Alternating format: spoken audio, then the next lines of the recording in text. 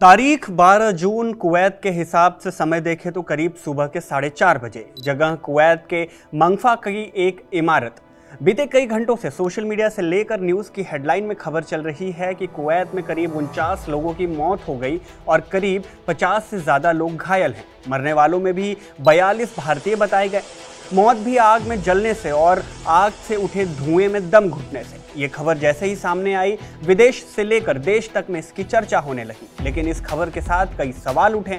सवाल कि कुवैत में भारतीय क्यों जाते हैं, सवाल कि एक साथ इतने भारतीयों की मौत कैसे हुई, सवाल ये भी कि एक बिल्डिंग जिसमें 150 से भी ज़्यादा लोग रह रहे थे, उसमें सुरक्षा के कैसे इंतजाम कि एक आग ने इतने लोगों की जान ले ली।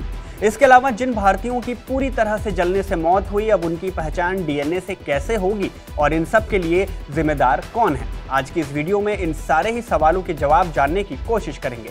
हेलो एंड वेलकम, मैं हूं शुभम और आप देख रहे हैं स्विच। दरअसल कुवैत के मंगाफा शहर में एक बिल्डिंग में आग लग गई। मीडिया रिपोर्ट्स में बताया गया कि इस बिल्डिंग में 195 मजदूर रहते थे और ज्यादातर मजदूर एक ही कंपनी में काम करते थे। खास बात यह कि इनमें ज्यादातर मजदूर भारतीय थे। इनके अलावा इस बिल्डिंग में पाकिस्तान, फिलीपींस, मिस्र और नेपाल के भी कई लोग रहते थे। मरने वालों के आंकड़ों की अगर बात करें तो भारत के विदेश मंत्रालय के मुताबिक मरने वालों में करीब 42 भारतीय हैं। मीडिया एजेंसी एनआई के मुताबिक जिन भारतीयों की मौत हुई उनमें 12 केरल से और 5 तमिलनाडु से थे। हादसे में मरने वाले लोगों के शरीर इतनी बुरी तरह जल गए कि उनकी पहचान कर पाना मुश्किल हो गया। खैर, घायलों के रेस्क्यू और मरने वालों के शव को भारत लाने के लिए भारत के विदेश राज्य मंत्री कीर्तिवर्धन सिंह कुवैत पहुंच चुके हैं। भारत का एयरफोर्स 1 प्लेन भी शवों को वापस लाने की तैयारी में है। कहा गया कि जैसे ही मृतकों की पहचान हो जाएगी, उनके परिवार वालों को खबर दी जाएगी और फिर उन्हें भारत लाया जाएगा। खैर, आग लगने के कुछ देर बाद विदेश मंत्री एस जयशंकर और पीएम नरेंद्र मोदी ने सोशल मीडिया प्लेटफॉर्म एक्स पर इस बारे में जानकारी दी और मृतकों के प्रति संवेदना जताई। पीएम मोदी ने ट्वीट करते हुए इस पर दुख भी जताया। अब बात करते हैं कि ये पूरी घटना है क्या और कैसे हुई। रिपोर्ट्स में जो बातें बताई गई उनके आधार पर पता चला कि कुवैत के मंगाफा शहर के इस बिल्डिंग में करीब 195 लोग रहते थे। इसमें ज़्यादातर लोग कुवैत में मजदूरी करते हैं और भारत के साथ ही साथ कई और देशों से आए हुए हैं। बुधवार की सुबह करीब 4:30 बजे बिल्डिंग के नीचे बने लेबर कैंप के किचन में किसी वजह से आग लग गई। आग की एक्चुअल वजह क्या थी, इस बारे में कुवैत की मीडिया चर्चा करते हुए लिखती है कि शायद किचन में गैस लीक होने के कारण ये आग लगी।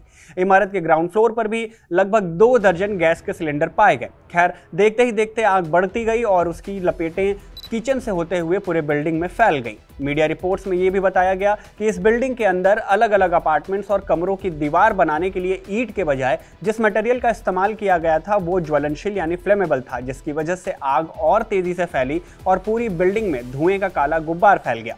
आगे लिखा गया कि धुआं इतना ज्यादा था कि कई लोग जो सीढ़ियों से उतरने की कोशिश कर रहे थे उनकी धुएं में दम घुटने से मौत हो गई और उनकी लाश भी सीढ़ियों से ही पाई गई।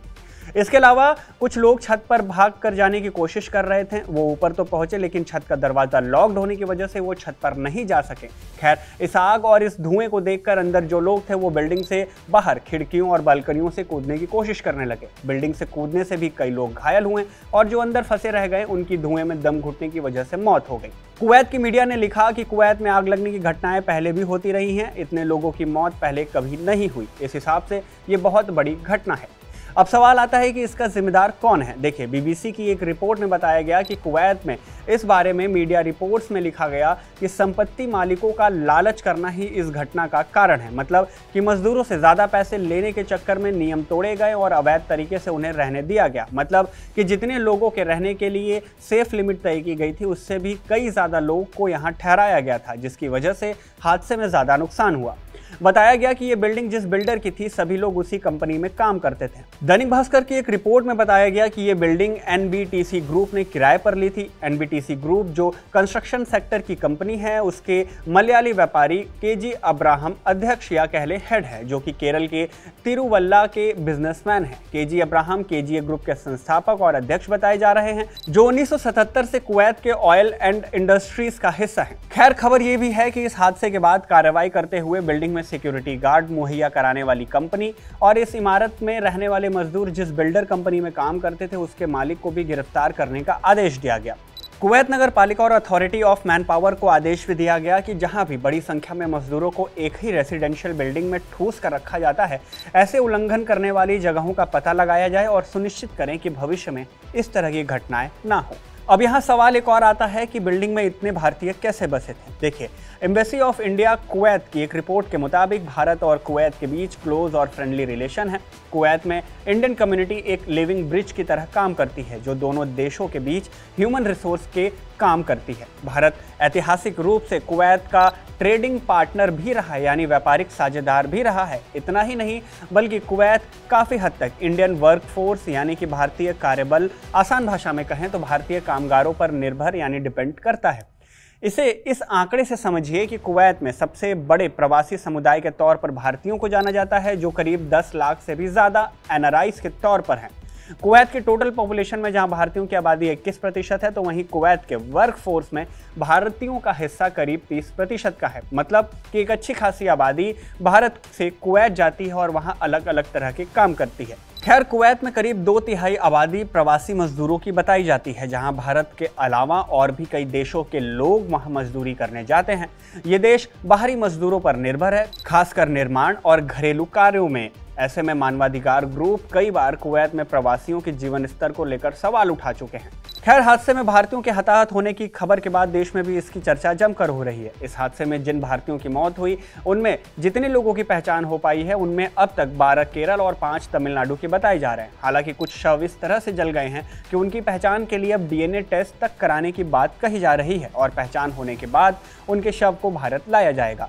केरल सरकार की तरफ से state health minister Veena George Kuwait में भारतीयों को लाने के लिए भी जा रही हैं। इसके अलावा केरल सरकार ने मरने वालों के परिवार को 5-5 लाख रुपए और घायलों के परिवार को 1-1 लाख रुपए देने की बात कही। इनके अलावा पीएम मोदी ने भी सभी मृत भारतीय नागरिकों के परिवार को प्रधानमंत्री राहत कोष के तहत 2-2 लाख रुपए की अनुग्रह राशि देने की बात कही। इसके अलावा ये भी आश्वस्त किया कि भारत सरकार पीड़ित परिवारों की हर संभव सहायता करेगी। खैर, इस हादसे में जानकारी लेने और घायलों के साथ मरने वाले भारतीयों को देश लाने के लिए भारत सरकार लगी हुई है। इस घटना में आगे जो भी होगा वो आपको बताते रहेंगे। आप देखते रहिए स्विच।